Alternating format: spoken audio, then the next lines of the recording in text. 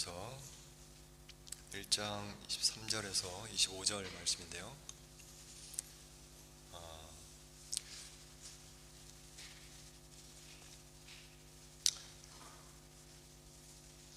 오늘은 성경을 중간중간 좀 찾아볼 일이 있어서 여러분들 같이 성경 가지고 계시면 같이 성경을 확인하면서 말씀을 나누면 좀 도움이 될 것 같습니다. 그래서 오늘 뒤에 많이 성경책을 많이 비춰놨는데요. 이따가 또 말씀을 드리겠습니다. 베드로전서 1장 23절 25절 말씀을 제가 봉독해 드리겠습니다. 너희가 거듭난 것은 썩어질 씨로 된 것이 아니요 썩지 아니할 씨로 된 것이니 살아있고 항상 있는 하나님의 말씀으로 되었느니라. 그러므로 모든 육체는 풀과 같고 그 모든 영광은 풀의 꽃과 같으니 풀은 마르고 꽃은 떨어지되 오직 주의 말씀은 세세토록 있도다 하였으니 너희에게 전한 복음이 곧 이 말씀이니라. 아멘. 우리는 최근에 하나님이 우리에게 주신 성경이 어떠한 책인지, 그리고 그 책이 기록된 목적이 무엇인지 생각해 왔습니다. 성경은 단지 하나님이 계시다는 사실뿐만 아니라 하나님이 어떠한 분이고 또 어떠한 일을 하시는지 구체적으로 전달한다는 측면에서 특별한 계시라고 했습니다. 그리고 그 계시의 정점, 즉 최고의 계시는 바로 예수 그리스도 자신이라고 했죠. 그러니까 성경에 기록된 모든 계시는 이 예수님을 지향하고 있다는 거예요. 여러분, 산을 오른다고 해봅시다. 이 길로 오르든 저 길로 오르든 결국은 어디에서 만날까요? 꼭대기에서 만나겠죠. 예수 그리스도를 직접적으로 증언하고 있는 신약 성경 말고요, 여러분이 구약 성경을 어디에서 읽기 시작하든, 그러니까 모세 오경부터 읽기 시작하든 시편부터 읽기 시작하든 선지서부터 읽기 시작하든 결국은 예수님을 향해 나아가게 되어 있다라는 겁니다. 만약 그렇지 않다면, 열심히 읽고 있는데 그분께 가까이 나아가고 있지 않다면 길을 잘못 접어든 거죠. 그래서 예수님이 당시 유대인들을 보면서 이렇게 확인했던 문제가 바로 거기에 있었습니다. 너희가 성경을 열심히 보기는 보는데, 거기서 성경에서 영생을 얻는 줄 생각을 하고 열심히 보는데, 이 성경이 나에 관해서 기록한 책인지 너희가 모른다라는 거예요. 그렇죠. 그러니까 성경에는 영생을 얻는 길이 기록되어 있습니다. 영생은 뭘까요? 뭐라고 했죠? 생명의 근원이신 하나님과 영원히 함께하는 상태입니다. 그러니까 성경을 우리가 제대로 이제 읽고 알아가면 그 생명의 근원이신 하나님께 이르는 길을 발견하게 된다라는 거죠. 그리고 그 길을 성경은 예수 그리스도라고 밝힙니다. 그래서 이분으로 말미암지 않고는 하나님께 이룰 수 없다라고 단언해요. 자, 그렇다면 왜 예수 그리스도를 통해서만 그 생명에 이르게 되는 걸까요? 이유는 분명합니다. 그분이 나를 위해 죽으셨기 때문이에요. 나의 죄는 하나님과 단절되는, 죄가 있으면 하나님과 함께 할 수 없죠. 단절되는 사망을 반드시 가져오는데, 그분이 그 사망을 십자가 위에서 겪으셨기 때문입니다. 곧 엘리 엘리 라마 사박다니, 나의 하나님 나의 하나님 어찌하여 나를 버리셨나이까 라고 외치실 때에 바로 그 영원한 단절을 겪으신 거예요. 그래서 내가 이 십자가에서 그 영원한 사망을 경험하신 분과 하나가 되면요, 이를 그리스도와 연합한다고 합니다. 그러니까 믿음으로 내가 이 그리스도와 하나가 되면 이분이 이미 십자가에서 그 영원한 심판을 받으셨기 때문에 나는 내가 저지른 모든 죄에도 불구하고 하나님께로 나아갈 수 있는 길로 나아가게 되는 거죠. 그러나 내가 이분과 연합되어 있지 않다면 결국은 내가 직접 지은 모든 죄에 대한 결과인 하나님과의 영원한 단절을 겪어야 합니다. 이 두 가지 길이 있는데요. 자, 생각해 보세요. 죄의 문제가 그렇게 간단하지 않은 게, 조그만 죄라 하더라도 하나님이 정말 완전한, 도덕적으로 완전한 분이 맞다면 그분은 이 죄와 영원히 결별해야 합니다. 그러면 죄는 영원한 사망을 요구해요. 다시 말하면 영원하신 존재의 죽음만이 영원한 심판을 대신합니다. 죄는 영원한 하나님과 함께 할 수 없기 때문에 필연적으로 영원한 사망을 요구해요. 그 어떤 죄라고 하더라도요. 그래서 구원은 뭐라고 했죠? 제가 반복해서 말씀드렸는데요. 구원은 뭐라고 했죠? 구원은 하나님이 주시는 선물입니다. 그런데 무엇을 주시는 선물일까요? 하나님이 주시는 선물인데, 이게 중요해요. 무엇을 주시는 선물이냐면 하나님을 주시는 선물입니다. 영원하신 존재의 죽음만이 영원한 심판을 대신하기 때문이죠.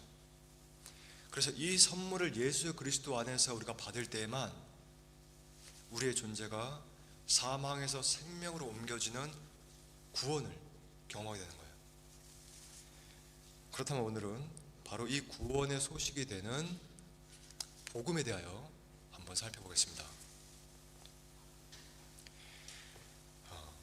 우리가 앞서 거듭남에 관하여 살펴본 적이 있는데요, 오늘 읽은 본문을 보니까 이런 설명을 제공합니다.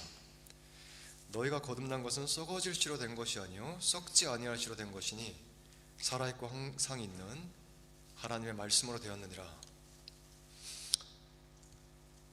자연계에 있는 생명체를 보면요,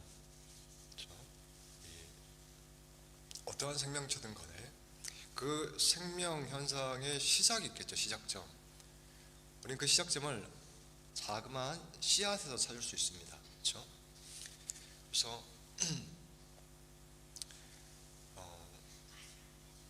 만약 제가 지금 손에 사과씨와 수박씨 하나가 이렇게 있다고 하면요, 사이즈는 비슷해요. 그렇죠? 그런데 이제 이 흔한 씨앗이기 때문에 여러분들은 그냥 보여주면 이제 이게 무슨 씨앗이다라는 것을 금방 알 수 있습니다. 그래서 사이즈는 비슷하지만 이 씨앗이 가져다 주는 열매의 사이즈, 열매의 크기는 판이하게 달라요. 그렇죠? 그것은 각 씨앗 안에 그 씨앗이 가져다 줄 열매에 대한 정보가 어떤 형태로든 들어가 있기 때문이죠. 놀랍지 않습니까? 생각이 우리한테 익숙하지만요. 그러니까 이 수박이나 사과씨를 본 적이 없는 만약 사람이 있다고 한다면, 어느 지역에서 온 그 사람에게 두 가지 씨앗을 보여주면서 하나를 심으면은 이만한 큰 열매가 맺히고 하나를 심으면 이 주먹만한 열매가 맺힌다라고 얘기하면 놀라워할 거예요. 그 씨앗에는요, 그 씨앗이 가져준 열매의 고유한 특성, 어떤 그런 인포메이션이 이제 들어가 있는 거죠. 그래서 하나는 물기가 많고 물기를 많이 머금고 있고, 그래서 뭔가 시원한 맛을 내는 열매를 맺게 되고요. 하나는 크기는 작지만 더 야물고 더 향긋한, 그렇죠? 그런 과일을 열매를 맺게 됩니다. 그렇다면 중요한 물음이 이거예요. 당시에 이 노년의 베드로가요, 나그네와 같이 세상에 흩어져 살아가는 이 그리스도인들, 이들이 이제 수신자 독자인데요, 이들을 향해서 이제 교육을 하는 겁니다. 너희가 하나님의 자녀로 어떻게 태어나게 되었는지 가르쳐 주는 거예요. 마치 아이들에게 교육을 시키듯이 가르쳐 주는 거죠. 너희가 하나님의 자녀로 태어나는 일에 대해서 이제 이 베드로가 설명합니다. 이 태어남에도 어떠한 씨앗이 있어야 한다는 거예요. 근데 그 씨앗은 뭐라고 하냐면 썩어질 씨가 아니라 썩지 아니할 씨라고 합니다. 그렇죠. 자, 방금 제가 수박씨, 사과씨 이런 좀 비유를 가져와서 좀 설명을 드렸는데요, 하나님의 자녀, 이 씨앗이 가져다주는 하나님의 자녀라는 생명체가 지녀야 할 가장 중요한 특성은 뭘까요? 영원하신 하나님과 사귐을 가질 수 있는 생명을 지니고 있어야 합니다. 영생을 지니고 있어야 돼요, 처음부터. 그렇기 때문에 썩어질지는 되지 않습니다. 썩지 아니할 씨여야 해요. 그럼 썩지 아니할 씨가 뭐냐? 베드로는 살아있고 항상 있는 하나님의 말씀이다 라고 합니다. 우리가 오늘 찬양도 같이 불렀죠. 그 말씀만이 살아서 우리 가운데서 썩지 아니할 씨로 생명을 나게 한다는 거죠. 살아있는 하나님의 말씀이 내 마음에 심겨져야 하는구나 라는 생각을 이제 갖게 만드는 겁니다. 그러니까 하나님의 말씀을 받아들이는 일이 없이는 하나님의 자녀로 태어나는 일이 일어나지 않습니다. 이 명제를 진지하게 생각하셔야 돼요. 하나님의 말씀을 받아들인다는 거죠. 받아들이는 일이 없이는 내 안에서 생명의 현상이 일어나지 않습니다. 그러면 이렇게 질문할 수 있어요. 어떤 말씀을 받아들여야 하냐고요. 그 많은 말씀 가운데 어떠한 말씀이 썩지 아니할 씨가 되냐는 거죠. 베드로는 이렇게 설명을 이어갑니다. 그러나 모든 육체는 풀과 같고 그 모든 영광은 풀의 꽃과 같으니 풀은 마르고 꽃은 떨어지죠. 그러나 오직 주의 말씀은 세세토록 있도다 하였으니, 그리고 이제 밝힙니다. 너희에게 전한 복음이 곧 이 말씀이니라 라고 해요. 자, 이제 오늘 주제죠. 많은 말씀 가운데 베드로는 지금 그 말씀이 결국은 뭐냐면 복음이라고 합니다.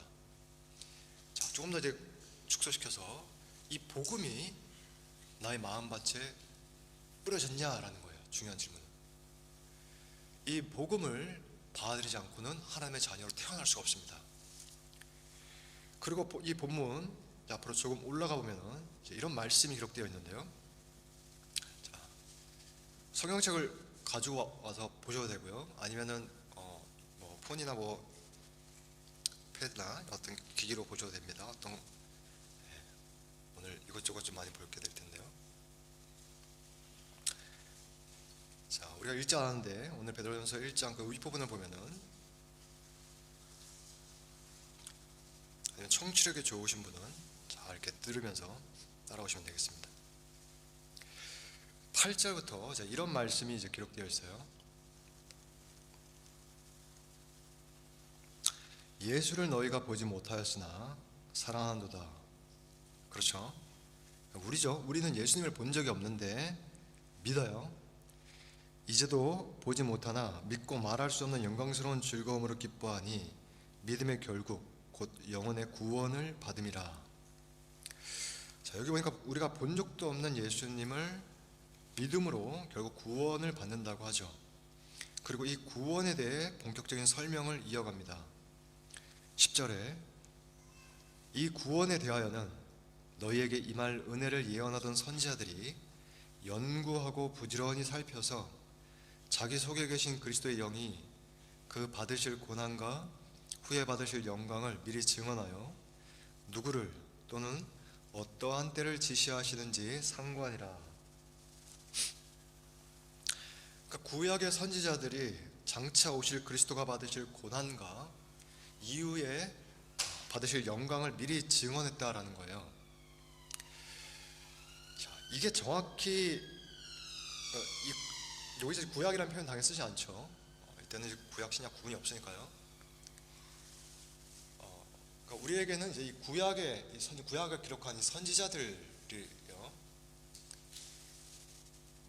그 선지자들이 받은 이제 예언을 기록할 때 그리스도의 영이 그 안에서 역사하셨는데, 결국은 이 그리스도가 받으실 고난 그리고 그 후에 얻으실 영광에 대해서 증언했다라는 거예요. 근데 이게 도대체 누구를 가리키는 거고 이게 언제라는 거냐 라는 게 그들도 너무 알고 싶었기 때문에 아주 면밀하게 살펴봤다는 거죠. 그러면서 이 섬긴 바가 자기를 위한 것이 아니요 너희를 위한 것임을 계시로 알게 됐다 이렇게 얘기해요. 그렇죠? 그러니까 그들의 섬김은 구약시대에 알려지지 않은 내용이 드러나서 결국 알려지게 된 쪽은 알려지게 되어서 알게 된 쪽은 우리죠, 그죠? 그들이 아니라. 그러니까 그들이 열심히 수고한 결과 우리가 확인하게 된 그 혜택을 누리게 된 쪽은 우리라는 겁니다. 그런데 이것은 하늘로부터 보내신 성령을 힘입어 복음을 전하는 자들로 이제 너희에게 알린 것이다 라고 합니다. 그러면서 천사들도 살펴보기를 원하는 것이다 이렇게까지 얘기하죠. 자, 이 문장이 어려운데 이해가 가십니까? 12절. 좀 약간 성경 공부를 하듯이 한 구장을 좀 보면서 설명을 드릴게요. 그렇죠. 그러니까 베드로는 제가 오늘 본문을 읽어드린 그 본문에서 다시 한번 짚어봅시다. 너희가 하나님의 자녀로 태어나는 일은 간단히 말해서 복음이 있어야 되는 거야. 그 복음이 너희가 태어날 수 있는 생명을 가지고 있는 씨앗이야 라고 얘기를 했죠. 설명했습니다. 그럼 그 복음이 도대체 뭐냐? 그 복음 앞서 설명한 대로 구약의 선지자들을 그토록 알기를 원했던 거야. 그들이 그것을 예언했고 미리 증언하면서 기록했지만 그 복음의 실상은 알지 못해서 정말 면밀히 부지런히 살펴봤는데 그들도 알지 못했고 천사들조차도 그 복음이 성취하는 역사를 알기를 그토록 원하고 있어 라고 얘기합니다. 자, 그런 내용이에요. 그렇다면 이 복음이 도대체 무엇이길래 구약시대부터 그 실상을 그토록 알기를 원했을까요? 자, 그러니까 결국 복음을 잘 이해하려면 이 복된 소식을 구약이 사전에 어떻게 증언하고 있으며 신약이 사후에 어떻게 증언하고 있는지 이 상호관계를 잘 파악해야 합니다. 그러니까 성경은 괜히 구약과 신약으로 구성되어 있는 게 아니에요. 그죠? 우리가 앞서 성경에 대해서 한번 나눈 적이 있죠. 우리에게 너무나 친숙한 구분이지만 한번 가만히 생각해 볼 필요가 있습니다. 왜 구약과 신약일까? 떼어낼 수가 없죠. 그죠? 그래서 구약이 없이는 신약은 결국 뭐냐면은 구약에서 말씀하고 있는 바가 이렇다라고 하는 사실을 계속해서 구약을 끌어오면서 어떤 방식으로든 그것을 증언하고 있는 글이잖아요. 그러니까 신약의 일종의 어떻게 보면 떠받치고 있는 하부 구조 같아요. 구약이 없으면 무너집니다. 신약은 그냥 자기들끼리 하는 얘기예요. 구약의 실상을 증언하는 내용이에요. 신약에서. 그러니까 이 엮여지는 면밀한 관계를 이해하는 일이 기독교 신앙의 핵심입니다. 자, 이런 차원에서 오늘은 구약의 대표적인 선지서인 이사야를 조금 한번 살펴보도록 하겠습니다. 베드로가 오늘 본문에서 이사야를 인용하고 있거든요. 우리가 오늘 부른 그 찬양의 가사 여러분들 일단 한번 확인해 보시면 생각이 나실 겁니다. 자, 이사야는요, 우리가 가지고 있는 이 구약이라고 하는 성경의 배열상으로는 이 선지서의 가장 앞부분에 위치하고 있죠. 부피도 66장이나 되고요. 선지서를 대표하는, 모든 선지서를 대표하는 책입니다. 그래서 66장을 이제 흔히 39장, 27장으로 나눠가지고요. 전반부를 이제 구약에 빗대어 설명하기도 하고 후반부를 신약에 빗대어 설명하면서 이제 성경의 축소판이다 이렇게도 표현을 하기도 하는데, 이 전반부는 보통 이 범죄한 하나님이 범죄한 백성에 대해서 어떻게 심판하시는지 그 심판의 메시지가 주로 이룬다면, 이 후반부는 그 백성을 장차 이렇게 회복시키실 메시지가 주로 이룹니다. 그리고 그 구원 사역을 성취할 메시아에 대한 예언이 가득하죠. 그래서 오늘 그 많은 예언 중에 한 세 부분 정도, 세 파트 정도를 살펴보도록 하겠습니다. 자, 먼저는 이사야 25장입니다. 자, 이사야 25장은 어디에 위치하고 있냐면요, 24장과 27장을 소위 묵시록이라고 해요. 이사야의 묵시록. 이게 무슨 말이냐면, 묵시는 종말에 되어질 일을 말씀하는 책입니다.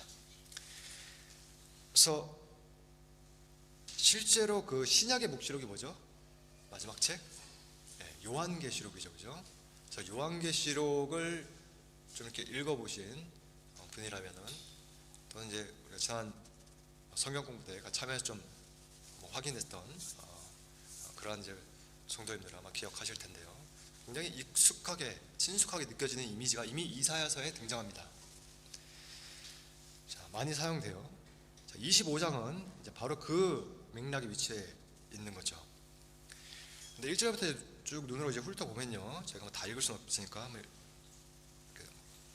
훑어보면, 여호와 하나님의 장차 이루실 구원을 이제 묘사하고 있어요, 그렇죠? 근데 8절에 보니까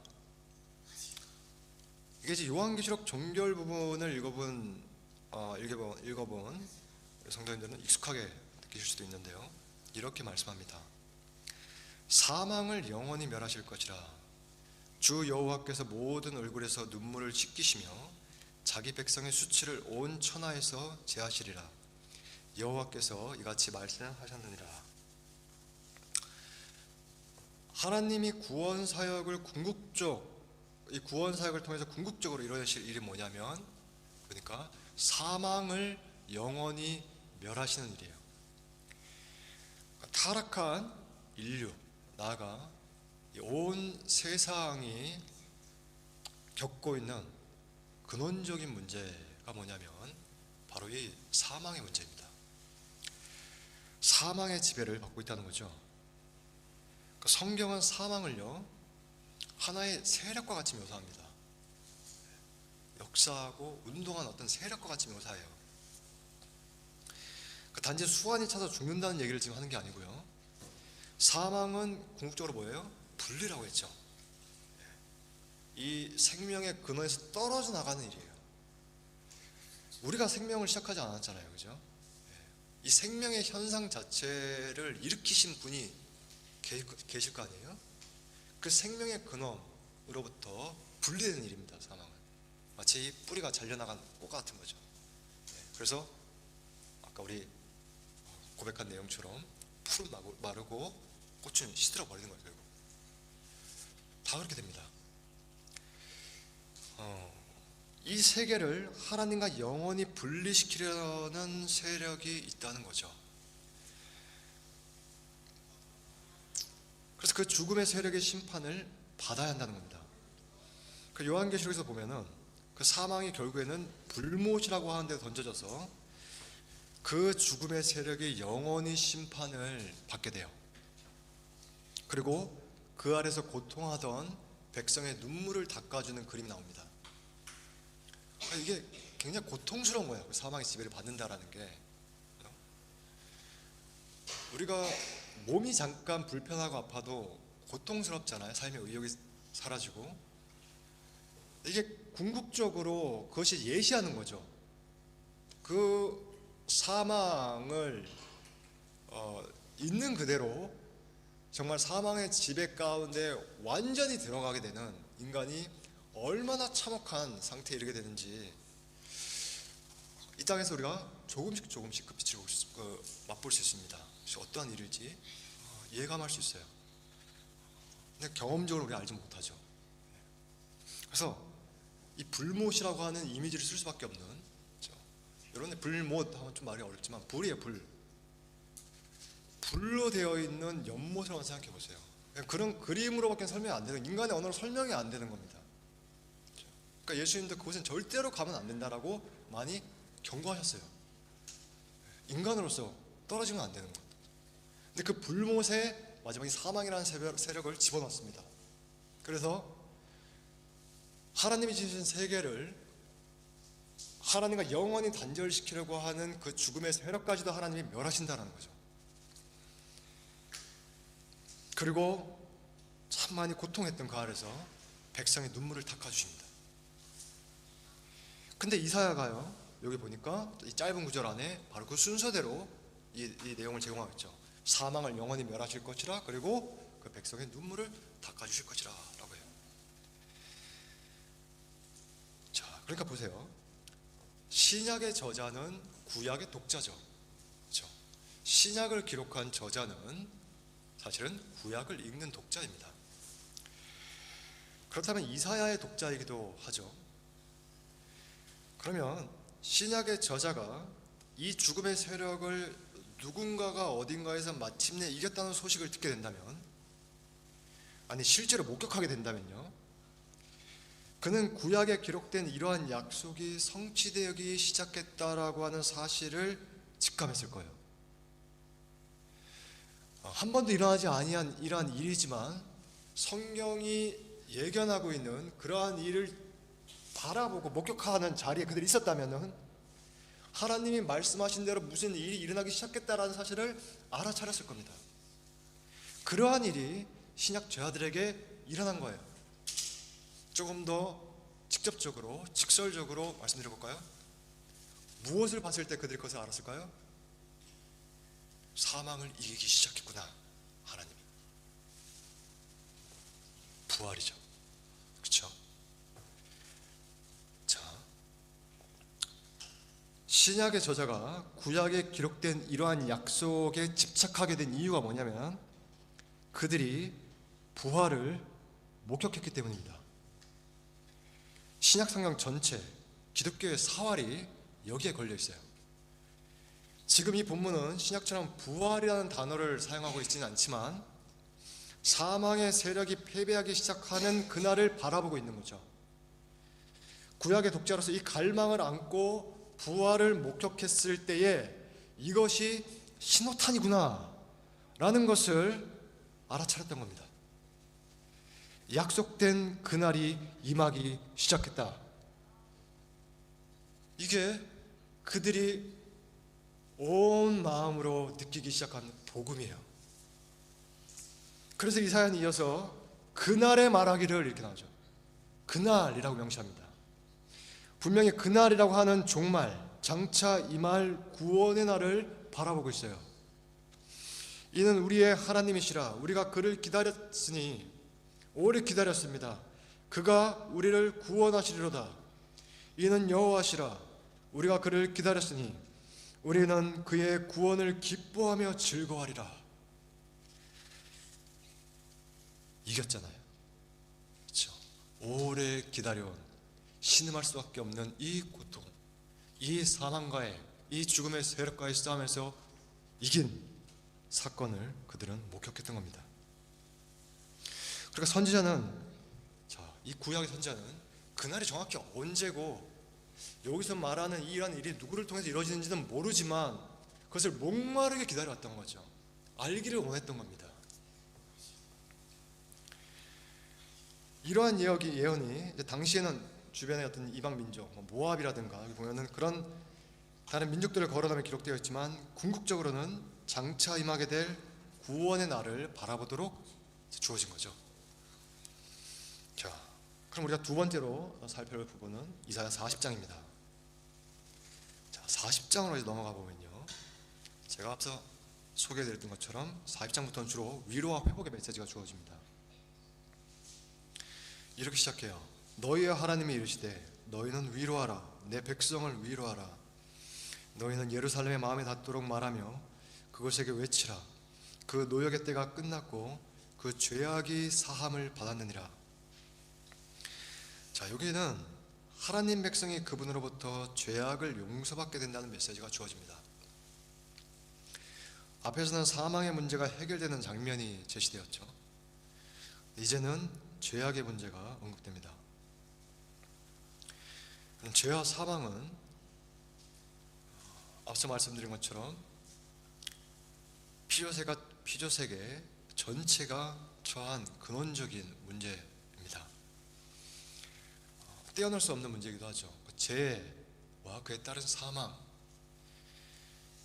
죄가 들어온 이후부터 이 사망이 왕노릇을 하기 시작한 거죠. 그러면서 하나님과 분리된 이제 삶을 살아가게 됩니다. 그것이 인류의 역사 아닙니까? 하나님을 알지 못하고 자신을 주인으로 알고 살아가는 역사. 자, 그러한 역사의 한복판에 3절을 보니까 외치는 자의 소리여 너희는 광야에서 여호와의 길을 예비하라 라고 합니다. 자, 이 광야 같은 세상에서 누구의 길을 예비하라고요? 여호와의 길을 예비하라 라고 외쳐요. 자, 그럼 그 길을 따라서 이제 누가 등장한다는 거죠? 여호와 하나님이 나타나신다는 거죠. 그래서 5절에 보면은 여호와의 영광이 나타나고 모든 육체가 그것을 보리라고 합니다. 자, 이것이 얼마나 놀라운, 사실은 숨이 멎을 정도로 놀라운 예언이냐면, 구약시대 당시를 돌아보면 여러 번 말씀드렸는데요, 하나님을 본 사람이 없습니다. 근데 너희가 하나님을 보리라고 해요. 자, 한 뒤에 좀 볼까요? 8절 보면요, 푸른 마르은 꽃은 시드나 우리 하나님의 말씀은 영원히 서리라고 하죠. 오늘 이제 본문 베드로전서에서도 인용하고 있었던 본문입니다. 베드로는 세세토록 있는 주의 말씀이 곧 복음이라고 했는데요, 이 이사야 원문 보면 영원히 서게 되는 이 하나님의 말씀 바로 다음에 이제 보니까 9절에 아름다운 소식을 시온에 전하는 자여, 이 아름다운 소식을 또 예루살렘에 전하는 자여 라고 하면서 이 말씀을 어떠한 소식으로 표현하고 있습니다. 자, 이 용법이 어디에서 사용되었는지 알 수 있죠. 이 소식이 뭐냐 하니 너는 힘써 소리를 높이라. 두려워하지 말고 소리를 높여 유다의 성읍들에게 이르기를 너희의 하나님을 보라고 합니다. 왜 그러냐면, 보라, 주 여호와께서 장차 강한 자로 임하실 것이요 친히 그의 팔로 다스리실 것이라. 하나님의 통치, 그분이 다스리시는 나라죠. 곧 하나님 자신과 그분의 통치를 바라보게 되리라는 소식을 약속하고 있는 거예요. 그래서 이제 마지막 부분은 이사야 52장입니다. 조금 더 넘어가서 52장에 가면요, 방금 이제 소식을 언급했잖아요. 7절에 이를 좋은 소식이라고 바로 표현을 합니다. 좋은 소식 뭐죠? Good news, 복음이죠. 여러분이 친숙하게 듣는 복음을 명시합니다. 좋은 소식을 전하며 평화를 공포하며 복된 좋은 소식을 가져오며 구원을 공포하며 시온을 향하여 이르기를 네 하나님이 통치하신다 하는 자의 산을 넘는 발이 어찌 그리 아름다운가. 여기서 좋은 소식이라는 표현이 사용되죠. 그 소식은 평화를 선포하는 소식이요 구원을 선포하는 소식입니다. 결국 하나님의 통치를 선포하는 소식이죠. 그래서 하나님 나라의 복음이에요. 자, 이렇게 해서 끝나면 좋은데, 이처럼 좋은 소식을 전하는 시대를 바라보던 이 선지자가 여기서 이제 메시지를 맺지 않고요, 갑자기 어떤 종에 대해 언급하기 시작해요. 여호와의 종입니다. 자, 13절에 보면요, 이 종은 분명히 이제 높이 들려서 존귀하게 될 자인데, 또 14절에 보니까 전에는 그의 모양이 타인보다 상하였다고 이상한 말을 합니다. 그러면서 다음 53장으로 넘어가게 되면 이 전체를 이 종에 대한 예언으로 채우죠. 그래서 누가 이를 믿었냐라고 물어요. 이 종은 겉으로 보기에 흠모할 만한 아름다운 것이 없거든요. 그렇죠? 고운 모양도 풍채도 없다고 합니다. 그저 멸시를 받고 고통과 아픔을 알고 질구를 지고 슬픔을 당합니다. 이 선지서가 잘 나가다가 이게 무슨 장면인가 싶어요.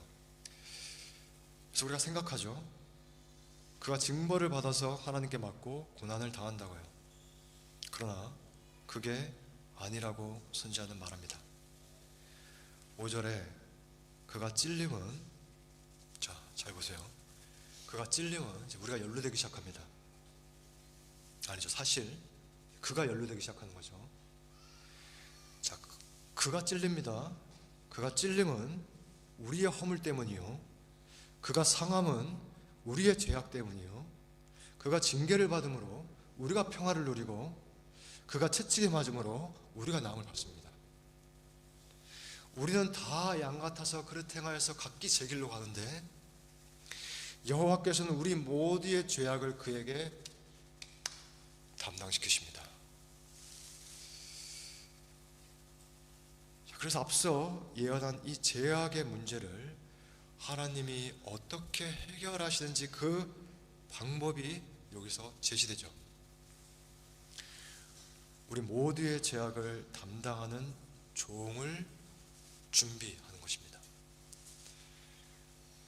그래서 7절에 보니까 마치 도수장으로 그저 끌려가는 어린 양같이 순순히 누군가 형벌을 받는 사건이 일어납니다.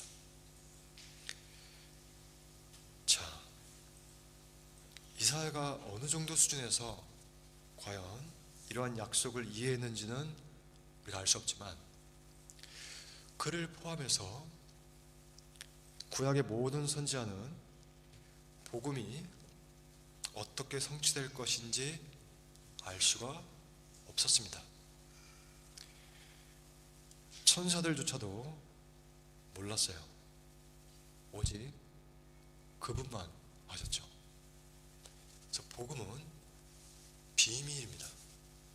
하나님만 알고 계셨던 비밀이에요. 좋습니다. 복음에는 하나님과 그 백성 사이에 자리한 이 하나님과 우리를 단절시킨 죄와 사망의 문제를 해결하기 위해 고난을 받는 종의 이야기가 있습니다. 이 이야기를 결핍한 복음은 복음이 아닌 거예요. 구약 선지자들의 역할은 여기까지였습니다. 그들은 퍼즐 조각을 던져줄 뿐이었어요. 그 조각들이 어느 때에 어떻게 맞추어져 하나의 그림을 이루게 될지는 알지 못했습니다. 그리고 세월이 흐릅니다. 유대 땅에 우리가 보기에 흠모할 만한 것이 별로 없는 한 사람이 등장해요. 우리가 잘 아는 예수님입니다. 이분의 행적을 기록한 모든 복음서는 그 클라이맥스에 이분이 어떻게 그 고난을 받으셨는지 아주 상세히 기록하고 있어요. 그 사건을 가장 중요하게 보도하고 있습니다.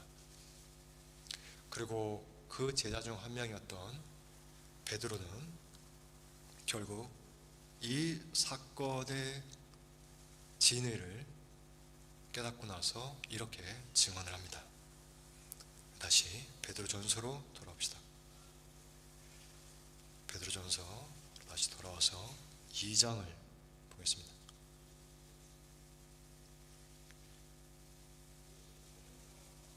22절을 보면 이렇게 말씀합니다.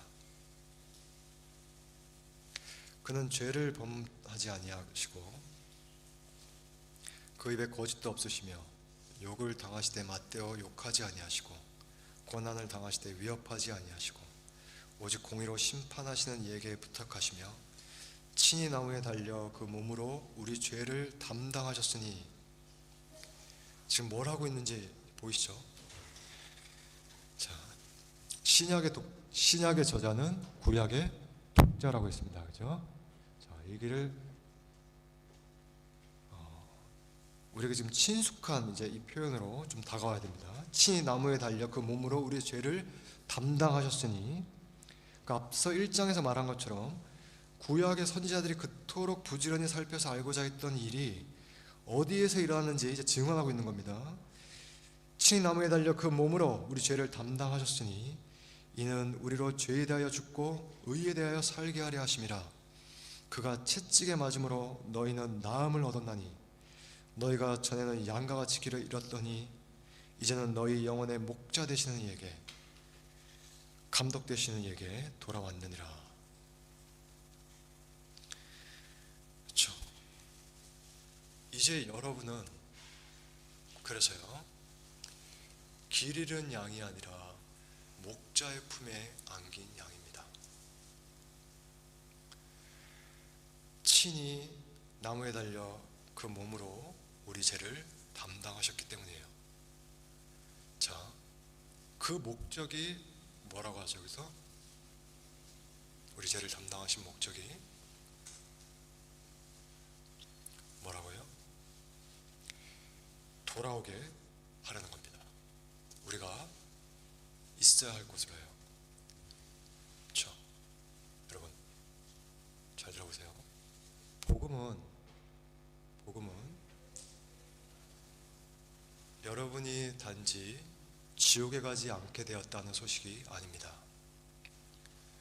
단지 여러분이 가지 말아야 할 곳에 가지 않게 되었다는 소식이 아니에요. 복음은 여러분이 가야 할 곳에 가게 되었다는 소식입니다. 그것이 어디죠? 이사야가 예언했죠. 무엇을 보게 된다고요? 여호와의 영광을. 복음은 여러분을 하나님 앞으로 인도합니다. 이게 복음의 목적이에요. 복음은 우리를 하나님 앞으로 인도합니다. 그래서 그 영광을 보게 해요. 이것이 복음의 목적입니다. 그래서 베드로는 다음 3장에서 이렇게 분명히 밝혀요. 그리스도께서 단번에 죄를 위하여 죽으사 의인으로서 불의한 자를 대신하셨으니 이는 우리를 하나님 앞으로 인도하려 하심이라.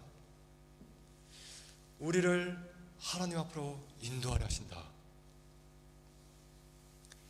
복음이 좋은 소식인 이유가 여기에 있습니다. 저 구약에서부터 간절히 바라던 대로 우리를 그분 앞으로 인도하시기 때문이에요. 마침내 너희가 그 영광을 보리라. 기도하겠습니다.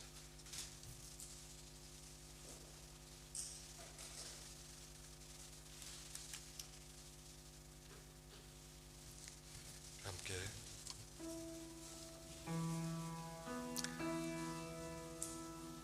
복음이 왜 좋은 소식인지 생각을 했으면 좋겠습니다.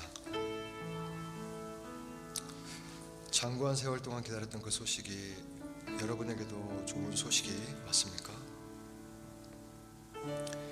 꼭 나에게 이보다 더 좋은 소식이 따로 있지는 않습니까?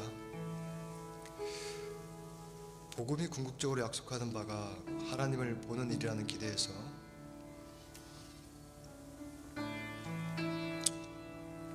여러분의 기대가 혹시 어긋나지는 않습니까? 그저 금은 보화로 장식되어 있는 천국으로 가는 입장권만 있으면 된다고 생각하고 있지는 않는지요? 복음을 그렇게 생각해 오셨다면 그 복음은 성경에 기록된 복음이 아닙니다. 구약의 모든 선지자들은 그런 복음을 알지 못했습니다. 그들은 하나님을 알고자 했습니다. 범죄한 인간이 다가갈 수 없는 그분의 영광을 보게 하겠다는 약속을 그들은 받아들였습니다. 그래서 그분께 가까이 더 가까이 나아가기 원했습니다.